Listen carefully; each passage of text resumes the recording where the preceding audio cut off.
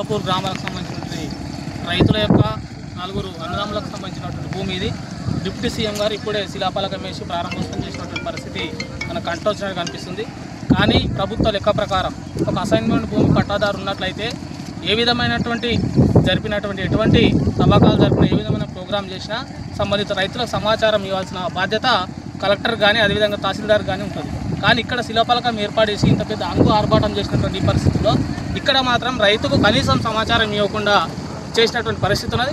అసలు ఈ భూమి మనం చూస్తూ ఉన్నాం, తొవ్వి పాడేసినటువంటి పరిస్థితి. అంటే పంటకు సాగు వచ్చే భూమిని సాగు లేకుండా చేసినటువంటి పరిస్థితి మనకు అనిపిస్తూ ఉంది. కాబట్టి వెంటనే సంబంధిత అధికారులు వీటిపై చర్య జరిపి తహసీల్దార్ పైన అదేవిధంగా కలెక్టర్ పైన చర్యలు తీసుకొని రైతులకు న్యాయం జరిగే విధంగా, రైతులు నష్టపరిహారం ఇచ్చే విధంగా ప్రభుత్వం చర్యలు తీసుకోవాలని ఈ సందర్భంగా వ్యవసాయ కార్మిక సంఘం సిపిఎం ప్రజా సంఘాలుగా ఈ ప్రభుత్వం డిమాండ్ చేస్తున్నాం.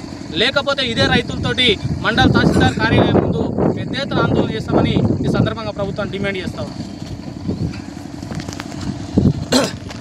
మిత్రులారా, ఈరోజు దౌలపూర్ గ్రామ పంచాయతీ సంబంధించిన పరిధిలోటువంటి ఈ యొక్క 73 సర్వే నెంబర్లో ఇప్పుడే గౌరవ డిప్యూటీ సీఎం గారు ఈ యొక్క శిలాఫలకాన్ని శంకుస్థాపన చేయడం జరిగింది.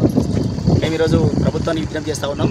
లోక్సభ వ్యతిరేక పోరాట సంఘం కేవీపీఎస్ తరఫున, ప్రజా సంఘాల తరఫున ఈరోజు మేము అభివృద్ధికి మేము వ్యతిరేకం కాదు.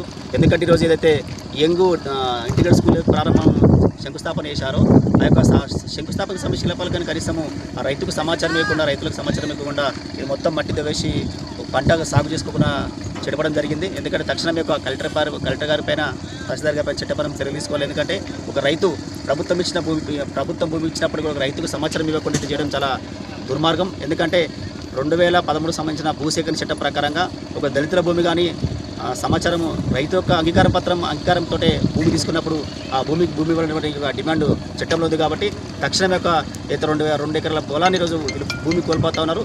తక్షణం భూమి ఇవ్వాలని, అదేవిధంగా 2013 భూసేకరణ చట్టం ప్రకారంగా దాదాపు 50 లక్షల ఎకరాకు 50 లక్షల చొప్పున ప్రభుత్వం నష్టపరిహారం చెల్లించాలని డిమాండ్ చేస్తా ఉన్నాం.